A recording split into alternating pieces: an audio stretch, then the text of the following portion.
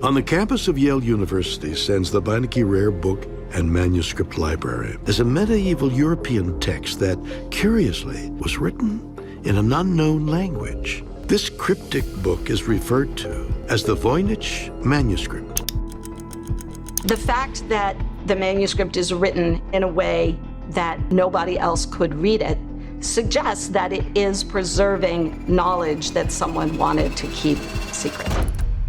The vellum is too thin. That was the first note in the 2025 structural report, a clinical observation of a material that shouldn't exist in the physical world. For 600 years, the Voynich Manuscript has sat in the darkness of high-security vaults, a book written in a language no human has ever spoken, filled with drawings of stars that don't align with our sky, and women bathing in green liquids that defy chemistry. But it's the first page that finally broke the silence. When the latest neural network, a system designed to find patterns in the noise of deep space, was turned toward page 1, it didn't just find a code, it found a description, a sensory object anchor for a reality we haven't touched. Yet the official report from the imaging team used a phrase that no one expected: morphologically impossible. They weren't talking about the text anymore, they were talking about the plant. On the very first leaf of the world's most mysterious book is a drawing of a botanical specimen. According to the AI's 98% confidence interval, possesses a vascular system that runs on a thermal gradient rather than sunlight. It is a plant that does not and cannot exist on Earth. This is the official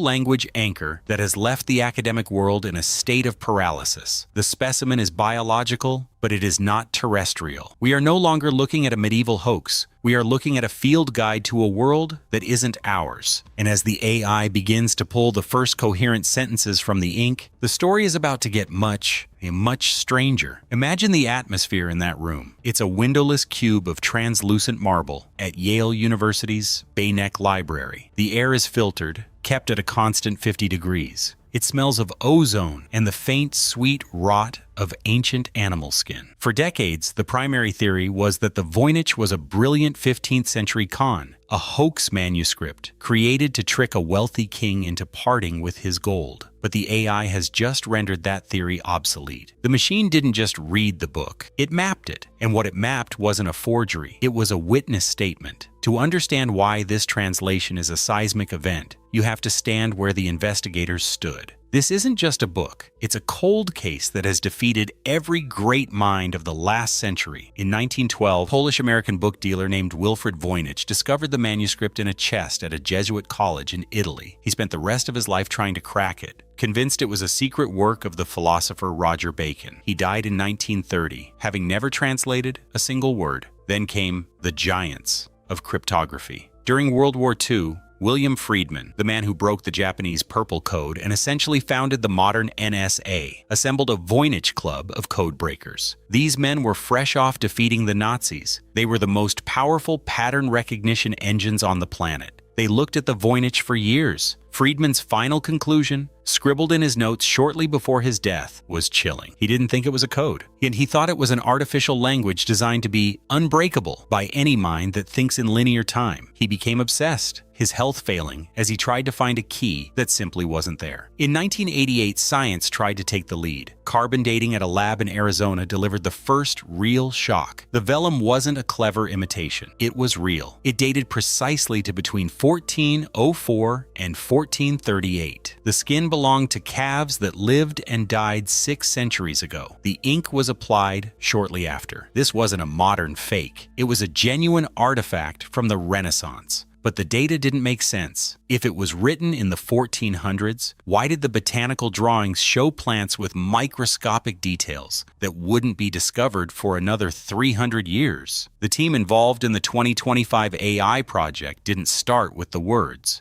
They started with the physical reality of the book. They used hyperspectral imaging, which captures light beyond the human range. They looked through the ink, into the fibers of the calf skin. One analyst noted a microhook that had been missed for centuries, a series of unexplained disappearances in the archival record. Every time a major breakthrough was claimed in the 19th century, the researcher involved seemed to stop publishing. One man in Prague simply stopped returning calls and had his phone disconnected in an era when that was almost unheard of. It was as if the book was a trap, a puzzle that once solved changed the solver. The team ignored the ghost stories. They focused on the data. They knew that 3 independent labs had previously analyzed the ink and found no evidence of paint or common medieval pigments. The colors were organic, derived from plants that couldn't be identified. That decision to retest the biological markers haunts the science to this day. Because when the AI finally processed the first page, the aconitum variant, it didn't return a name. It returned a set of coordinates. And those coordinates don't point to any garden on this map. The AI's first breakthrough wasn't a word. It was a heartbeat. The software identified that the text on the first page wasn't written in a linear fashion, but was entangled with the botanical drawing. The team went quiet. This wasn't just a discovery, it was a haunting. It meant that for 600 years, we had been trying to read the book like a novel, when it was actually functioning like a schematic. The implication unraveled a decade of assumptions. The book wasn't a record of what someone saw. It was a set of instructions for what someone was growing. In linguistic terms, this is called a semantic visual bridge. Usually, a caption describes a picture. But in the Voynich, the AI found that the strokes of the letters actually mirrored the microscopic structures of the plant's roots. The handwriting analysis, or paleographic analysis, showed that the scribe's hand didn't just write, it traced. It followed a pattern that was already there, hidden in the fibers of the plant itself. It was as if the plant was dictating its own description to the scribe. This connects to the second revelation. The AI translated the first 3 lines of page 1. They didn't describe a flower. They described a process called bioluminescent induction, where a living organism is forced to produce light through a chemical reaction that doesn't involve oxygen. This is a technology we are only now beginning to master in high-end biotech labs. In the 1400s, this concept didn't just lack a name, it lacked a conceptual framework. The plant on page 1, labeled for centuries as a chimerical herb, possesses a root system that the AI identified as an inverted nervous system. It is unsettling to look at. When you see the high-resolution scans, you realize the roots aren't seeking water. They are seeking a connection. One researcher remarked that it looked less like a botanical sketch and more like a medical examiner's diagram of a human spine. The flowers at the top aren't petals, they are sensory organs. The AI matched the syntax of the first page to a forgotten dialect of North Sinaitic Hebrew, but with a twist. The grammar was non-causal. In our language, we say, "The water feeds the plant." In Voynich page 1, the translated sentence reads, "The plant anticipates the water." It describes a biological entity that exists outside of linear time. It reacts to things before they happen. This echoes a viral rumor that has been circulating in the darker corners of the internet for years. The idea that the Voynich Manuscript is a quantum diary. While fact-checkers correctly identified the most extreme versions of this theory as unverified, AI's translation of the first page actually supports the underlying anomaly. The rumor spread because people felt something was off about the drawings. And what they were responding to was real. The plant on page 1 is drawn with shadows that point toward the center of the stem, regardless of where the light source should be. The plant is its own light source. There is a peripheral character in this story, a retired structural engineer named Marcus Thorne, who spent his life studying medieval architecture. He wasn't a linguist, but he noticed something everyone else missed. Thorne claimed that the castles and towers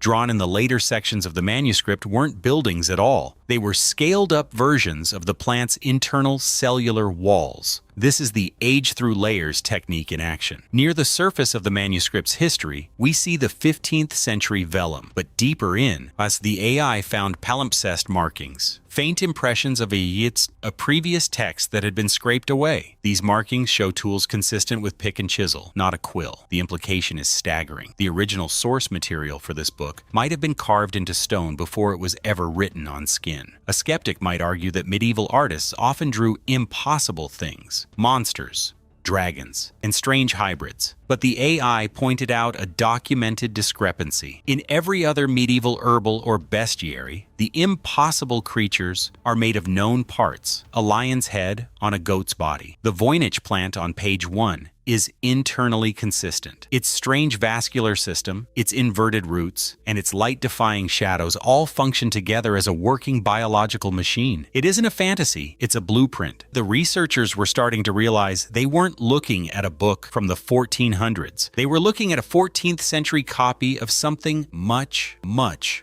older. And that's when the AI translated the final line of the first page. It wasn't a name for the plant. It was a warning. The line translates roughly to, "Do not wake the garden until the sky is red." If you're finding this deep dive into the world's most mysterious book fascinating, a like truly helps this channel continue investigating these anomalies. We're about to go deeper into the translation of the second section, and you won't want to miss it. The aconitum plant drawing isn't just one plant. The AI's deep zoom analysis discovered that the ink contains microscopic nodules of a metallic alloy that shouldn't have been possible to create in the 15th century. But this discovery changed the nature of the investigation from archaeology to forensic engineering. If the ink itself is an alloy, then the book isn't just a carrier of information. It is the information. We call this data-embedded matter. It's a concept from theoretical physics, where the physical properties of an object contain more data than the symbols written on it. The AI found that if you read the metallic nodules like a punch card, they contain a second hidden text, a set of astronomical calculations that track the movement of a star that went supernova 4,000 years ago. This ties back to the missing years of the manuscript. Between 1666 and 1912, the book vanished.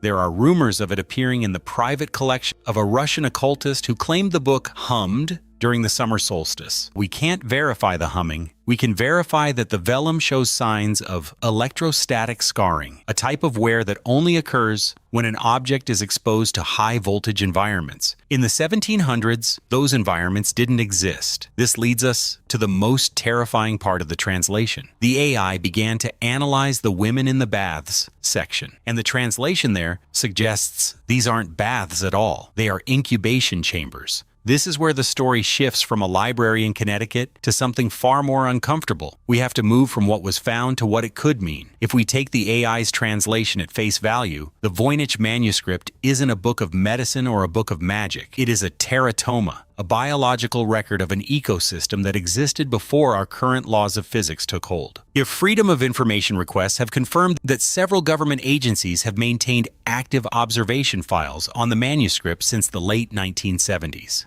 How active? Those files are still classified. But look at the directional line from the page 1 translation. The AI identified a recurring phrase, "the garden that was closed." One controversial theory suggests we are looking at a manual for simulation theory, written 600 years before the first computer. If this world is a programmed reality, the Voynich could be a leftover fragment of the source code, a description of the biological assets that were deleted or replaced during a previous version of the Earth. The authenticated leap here is the 2023 discovery of dark DNA, sequences in certain species that seem to have no evolutionary ancestor. Some scholars argue that the plants in the Voynich are the parents of that dark DNA. Consider the astrological section. For years, people tried to match the star maps to our night sky. They failed. But when the AI adjusted the viewpoint of the maps to a location 20 light-years away in the Gliese 581 system, a system known to have potentially habitable planets, the maps aligned perfectly. This isn't a book written on Earth for Earthlings.